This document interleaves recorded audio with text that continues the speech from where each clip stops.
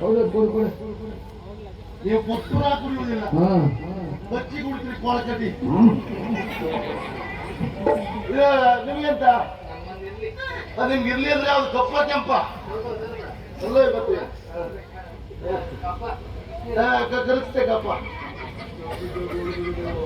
ಚಪ್ಪಿಚ್ಚ ಗೋಲಿ ಬಜಿ ಇವಂಗೆ ನಮಗೆ ಸೀಗೆ ಗೊತ್ತಿರುವುದಿಲ್ಲವ ಒಂದು ದಿವಸ.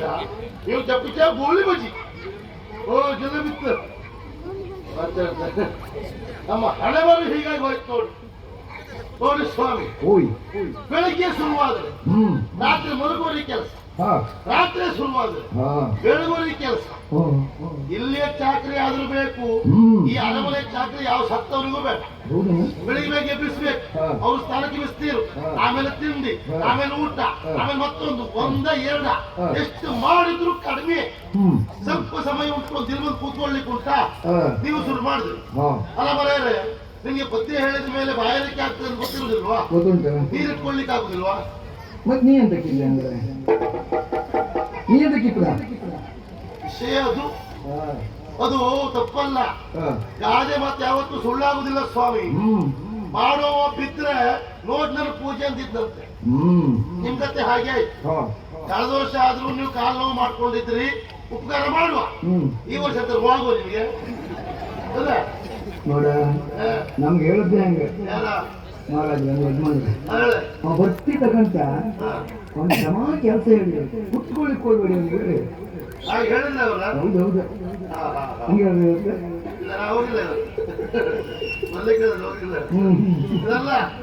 ನಾವೊಬ್ಬನೇ ಸಂಬಂಧ ಕೊಡು. ಪಾಪ ನೀವೆಲ್ಲ ಅವ್ರ ಉದ್ಧಾರಕ್ಕೆ ಬಂದಿದ್ದಲ್ಲ, ಅವ್ರು ಉಳಿಸ್ಲಿಕ್ಕೆ ಬಂದು ನೀವು ಧರ್ಮ ಸೇವೆ ನಿಮ್ದು. ಸೇವಾ ಶುಲ್ಕ ಉಂಟಾ? ಶುಲ್ಕ ಎಲ್ಲದಕ್ಕೂ ಉಂಟು ನಿಮ್ದು. ಯಾವ್ದಕ್ಕಿಲ್ಲ ಮಾತಾಡ್ತೀರಿ. ನಮಸ್ಕಾರ ಸ್ವಾಮಿ. ನಮಸ್ಕಾರ. ಪರಿಚಯ ಆಯ್ತು ನಿಮಗೆ? ಇಲ್ಲ. ಗೊತ್ತಾಗ್ಲಿಲ್ವಾ? ಸಿಂಹಸ್ವರ ಅಂದ್ರೆ ನಾನು. ಸಿಂಹಸ್ವರ್ನ? ಹೌದು. ಹೇಳ್ತೀವಿ ನೋಡಿ. ಒಬ್ಬರು ಇದ್ದಿತ್ತು ಮಾರೆ ಒಂದು 2 ವರ್ಷದ ಕೆಳಗೆ. ಮೊದಲೊಬ್ರು ಇದ್ದಿದ್ರು. ನಿಜವಾಗ ಅವ್ರ ಆಳ್ತನಕ್ಕೆ ಅವ್ರ ಸ್ವರಕ್ಕೆ ಸಿಂಹಸ್ವರ ಹೇಳುದು ಸರಿ. ಈಗ ಕಾಲ್ಗಂಟ್ ನೋವಲ್ಲಿ ಮನೆಯಲ್ಲೇ ಇದ್ರು ಪಾಪ. ಹೌದಾ? ತೊಂಡಿ ಭಾವ. ತೊಂಡಿ ಭಾವ. ಸ್ವಾಮಿ ನನಗೆ ಸಿಂಹಸ್ವರ ಹೆಸರಿದ್ದದ್ದು ಹೌದು. ಅರಮನೆಯಲ್ಲಿ ಮಾತಾಡುವಾಗಿಲ್ಲ. ಸ್ವರ ಎತ್ತಿದ್ರೆ ಕೆಲಸ ಬಂತಂತೆ ಲೆಕ್ಕ. ಹೌದಪ್ಪ, ಸತ್ಯ ಹೇಳ್ತೇನೆ. ಇಷ್ಟು ವರ್ಷ ಕೆಲಸ ಮಾಡಿ ಮಾಡಿ ಸಾಕಾಗಿ ನನಗನ್ನಿಸಿದ್ದು ಹೀಗೆ. ಸಾಕು ಈ ವರ್ಷಕ್ಕೆ ಬಿಟ್ಟು ಬೇರೆ ಕಡೆ ಹೋಗುವಂತ ವಿಚಾರ ಮಾಡ್ತಾ ಇದ್ದೆ. ಬೇರೆ ಕಡೆ ಹೋಗುವಂತ. ಸುಮ್ಮನೆ ಮನೆ ಹಂಗ ಹೇಳ್ಬೇಡ. ನಿನ್ನ ಮತ್ ನನ್ನೆಲ್ಲ ಬೇರೆ ಯಾರು ಕರೀತಾರ? ಇದು ಹೊಟ್ಟೆಗಿಚ್ಚಿ ಮಾತಾಡ್ಬೇಡಿ ನೀವು. ಬೇರೆ ಯಾರು ಕರೆಯುವುದಿಲ್ಲ ಅಂತ ಹೇಳುತ್ತಾರ.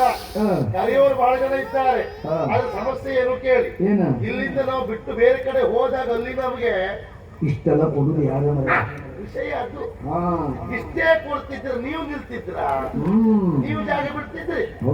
ನಿಮ್ಗೆ ಇಲ್ಲಿ 2 ಲಾಭ ಉಂಟೋದಿದ್ರಿ. ನೀವು ಇಲ್ಲಿ ಒಂದು ಗಿಡಿ ಗಿಡಿ ಗಿಡಿ ಗಿಡಿ ಗಿಡಿ, ಒಂದು ಕಡೆ ಕಡೆ ಕಡೆ ಕಡೆ ಕಡೆ. ಇವತ್ತಡಿಲ್ವಾ? ನಿಮ್ಮ ಹಳೆ ಊರಲ್ಲ ಇದು, ನಮ್ಮ ಕ್ಷೇತ್ರ ಇದೆ ಸ್ವಾಮಿ. ಈಗ ಆ ಕೆಲಸ ಮಾಡಿ ಆಯಾಸ ಆದಾಗ, ಮನಸ್ಸಿಗೆ ಬೇಸರ ಬಂದಾಗ ಅಂತ ಮಾತು ಬರುವುದು ಸಹಜ. ಹಾಗಂತದೇ ಸತ್ಯ ಅಂತಲ್ಲ. ಒಂದು ವಿಷಯ ಹೇಳ್ತೇನೆ ಕೇಳಿ ನಿಮ್ಗೆ. ಈಗ ಬಹಳ ವರ್ಷ ಇದ್ದವ ಬಿಟ್ಟು ಹೋಗ್ತಾರೆ ಅಂತ ಆದ್ರೆ ಒಂದು ಆರೋಗ್ಯ ಸಮಸ್ಯೆಯೋ ಅಲ್ಲ ಮನೆ ಕಡೆ ಸಮಸ್ಯೆ ಇರ್ಬೇಕು. ತೊಂದರೆ ಆದ್ರೆ ಮಾತು ಬಿಟ್ಟು ಹೋಗುದಲ್ವಾ? ಉಳಿದವ್ರ ವಿಷಯ ನನಗೆ ಸಂಬಂಧ ಇಲ್ಲ, ನಾ ಮಾತಾಡುವುದೂ ಇಲ್ಲ. ನನ್ನ ಸ್ವಭಾವವೇ ಹಾಗೆ. ನನ್ನ ಮಾತ್ರ ಹೇಳುವುದು ನಾನು ಬಂದ ಆ ದಿನದ ಇವತ್ತಿನವರೆಗೂ ನನಗಂತೂ ಇಲ್ಲಿ ಯಾವ ಸಮಸ್ಯೆಯೂ ಆಗಲಿಲ್ಲ. ನಾವು ಸರಿ ಇದ್ರೆ ಇಲ್ಲಿ ಯಾವ ಸಮಸ್ಯೆ ಆಗುದೂ ಇಲ್ಲ. ಮಾತಿರುವುದೇ ಹಾಗೆ. ನಾನು ಒಳ್ಳೆ ಆದ್ರೆ ಊರೇ ಒಳ್ಳೇದು ಅಂತ. ಖಂಡಿತ.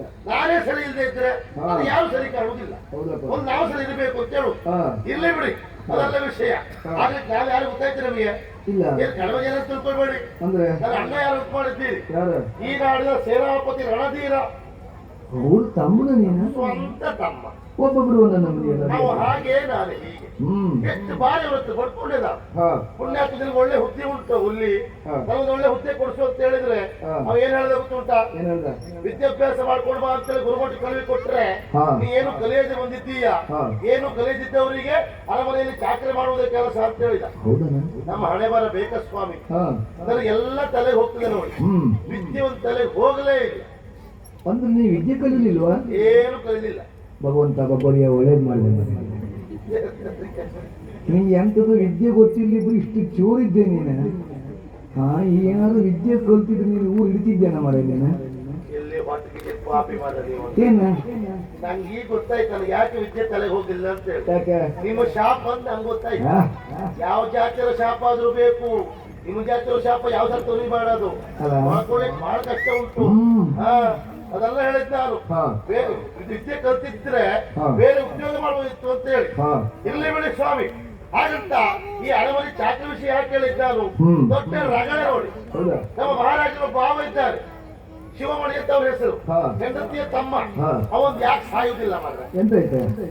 ಅವ್ರಿಗೆ ಕೂತು ನಿಲ್ಲಿಕ್ಕೆ ಆಗುದಿಲ್ಲ, ನಿಂತು ಕೂತ್ಕೊಳ್ಳಿಕ್ಕೆ ಆಗುದಿಲ್ಲ, ಕೈ ಕಾಲು ಬಲವೇ ಇಲ್ಲ. ಅವ್ರು ಚಾಕರಿ ಮಾಡುದು ನಾನು. ಒಂದೆರಡು ರಾಗಳೆಯ ಅವ್ನು ಬೆಳಗ್ಗೆ ಎಬ್ಬಿಸುವುದು, ಅವ್ನು ಸ್ನಾನ ಮಾಡಿಸುವುದು, ತಿಂಡಿ ತಿನ್ನಿಸುವುದು, ಊಟ ಮಾಡಿಸುವುದು, ಬಟ್ಟೆ ತೊಡಿಸುವುದು, ಕೊನೆಗೆ ಎರಡು ಕೆಲಸ ನಾನೇ ಮಾಡಿಸುವುದು. ಸತ್ಯ ಹೇಳ್ತೇವೆ ಆಗುತ್ತೆ. ಯಾವ ಕೆಲಸ ಆದ್ರೂ ಬೇಕು. ಈ ಕೈಕಾಲ ಸರಿ ಇಲ್ದವ್ರು ಚಾಕರಿ ಮಾಡುದು ಉಂಟಲ್ಲ, ಯಾವ ಸತ್ತವ್ರು ಸುದ್ದಿ ಹೇಳ್ಬೇಡ ಮಾಡಿ.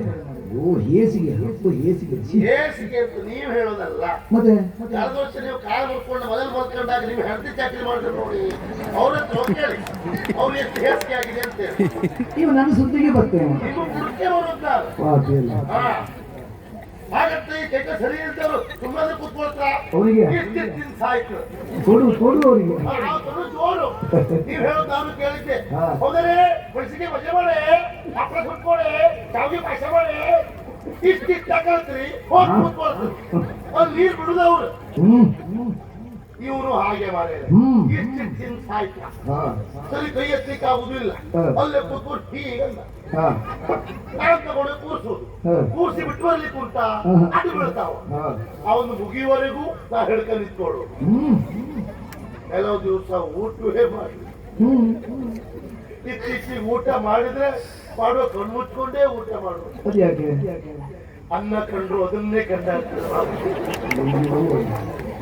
ನನ್ನ ಅವಸ್ಥೆ ಯಾರಿಗೂ ಬೇಡ. ಸಿಟ್ಟಕ್ಕೊಂದು ಅವನು ಕೂತ್ಕೆ ನೀರು ಬಿಡುವ ಮಾಡುದು ನಾನು. ಅದ್ರಲ್ಲಿ ಹೋಗಿ ಸಾಯೋದಿಲ್ಲ ಸುತ್ತ ಕೊನೆಗೆ ಇದು ಹಾಕಿ ಬರೀತಲ್ಲ ಮೇಲೆ ಏಳಿಸ್ಕೊಂಡು ಸಾಧ್ಯ ಇಲ್ಲ ನೋಡಿ ಅಂತ ಅವಸ್ಥೆ. ಹಾಗಂತ ಅವ್ರ ಕುಕ್ಕೆ ಮುರ್ಲಿಕ್ಕೆ ಹೋದ್ರೆ ನನ್ನ ಕುಕ್ಕೆ ಉಳಿದಿತ್ತ? ಜಾಗ್ರತೆ ಮಾಡ. ಇನ್ನೂ ಒಂದು ವಿಚಾರ ಮಾಡಿದ ಅವ ಅಂಗವಿಕಲ ಸ್ವಾಮಿ. ಅಂಗವಿಕಲ ಸೇವೆ ಮಾಡಿದ್ರಿಂದ ಆ ಕಿಂಚಿತ್ತು ಪುಣ್ಯ ಆದ್ರೂ ಕೊನೆಗಾದ್ರೂ ಸಿಗ್ಬಹುದು ಅಂತ. ನಿನ್ನ ಮಕ್ಕಳ ಕಾಲಕ್ಕಾದ್ರೂ ಖಂಡಿತ. ಇಲ್ಲಿ ಬಿಡಿ, ಅದೆಲ್ಲ ವಿಷಯ. ಈಗ ಒಂತೆಲ್ಲ ವರ್ತಮಾನ. ಹಳೆ ಮನೆಯಲ್ಲಿ ಮದುವೆ ಅಂತೆ, ನಾಳೆ ಮದುವೆ ಅಂತೆ, ನಾಳೆ ಮದುವೆ ಅಂತೆಲ್ಲ ಇವತ್ತು ಹೇಳ್ತಾ ಇದ್ದಾರೆ. ಎಷ್ಟು ಆಗಿದೆ ಮಾಡ್ರೆ ಅವರಿಗೆ. ಕೆಲಸ ಮಾಡೋರು ಇದ್ರೆ ಅವ್ರಿಗೆ ಸಂಬಂಧ ಇಲ್ಲ, ಹೇಳ್ಬಿಡ್ತು ಇದ್ದೇ ಆಗ್ಲಿ ಅಂತೇಳಿ ಹೋಗಿ ಹೋಗ್ಕೊಳ್ಳೋದು ನಾವೀಗ. ಹೋಗಿದ ಉಪಾಯ ಇಲ್ಲ. ಆದ್ರಿಂದ ಏನ್ ಗ್ರಾಚಾರ ಗೊತ್ತಿಲ್ಲ. ಹೋಗಿ ನೋಡ್ತೇನೆ.